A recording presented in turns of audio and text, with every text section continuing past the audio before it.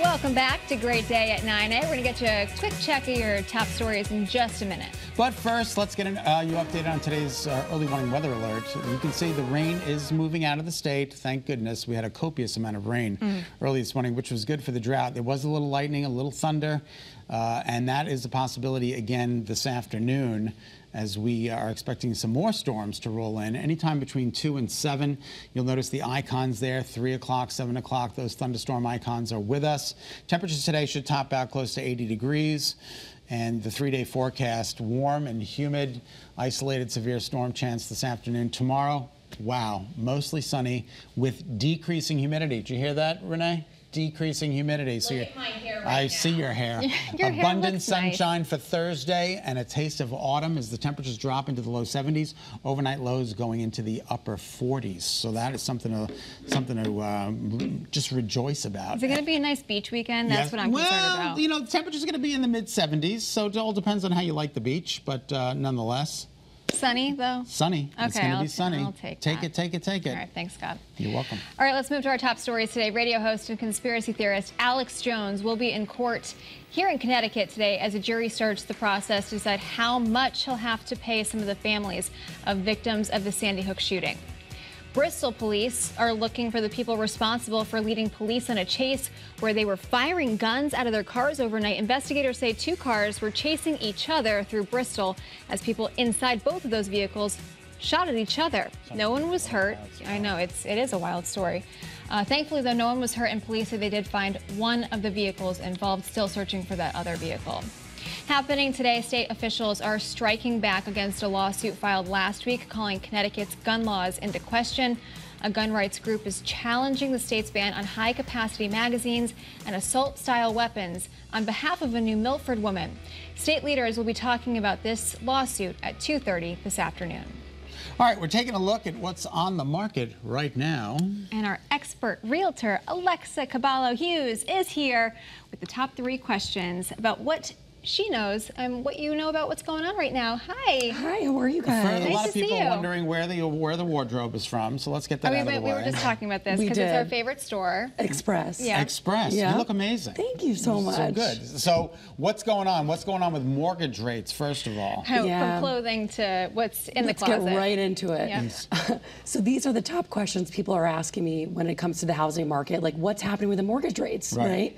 So when we look at our data here, so in 2018, the mortgage rate was about 4%. Right now, we're about 5.66, okay? All right. Right? But like, where are we going, right? That's what people care about. We can look at the past, but we have to focus on the future. Oh, this is a good graphic. Oh yeah, this is a fantastic graphic. So this is the Freddie Mac 30-year fixed rate from January until today. So you can see we're at about 5.66%. And as far as where we're going, when we look at some of the top economists, such as the National Association of Realtors, Mortgage Bankers Association, Freddie Mac and Fannie Mae, they're all projecting for about 4.8% at this time next year. All right, so if you can wait a little bit. Yeah. Now, literally, it's hundreds and hundreds of dollars per month. That little bit of an increase in a mortgage rate. It is. So when we look at the data here, right, because it's all about data and what's happening, what we're seeing is that, let's say, for example, this time last year, the average mortgage payment was about $1,900. Wow. Oh, excuse me, $1,200. Okay. And this time right now, we're about $1,900. Wow, Okay. that's a pretty incredible jump. Honestly, though, that's still cheaper than rent. Absolutely. Well, I always say, there's no sense throwing money out the window if you Yeah. can afford it. You know, get it, buy something. That's just my personal opinion. Yeah. I completely I think you would agree. And it's hard to like really time the market, but when we look at everything as a whole, it is cheaper to own versus rent. You're paying down your own mortgage, your own equity in your home. And listen, there's things that you can do in a home as far as painting and hanging photos, and really owning the home makes all the difference versus the renting. So mortgage rates is one of the top things. What's the second thing that you're hearing a lot So of? the second thing we're thinking about is like pricing. So what's happening with our pricing? Of course, with the mortgage rates going up, it's impacting people's affordability. And with that, we are still seeing the prices going up. So for example, we've been having like a month over month of about 20% increase, but that's actually slowing down. And our affordability index, if you check this out, so right now we're at about 98% for affordability.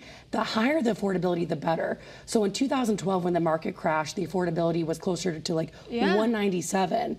So that's what people are feeling right now. People are feeling kind of the struggle of the affordability. But guess what, guys? It's all going to be okay. It really is. Because when we look at things from a whole perspective, interest rates used to be what, 20%? Right. You know what I mean? Exactly. Exactly. Yeah. So that's a huge factor. Can we go back and talk about down payment? Like, is it still 20%? Do they want 20% down?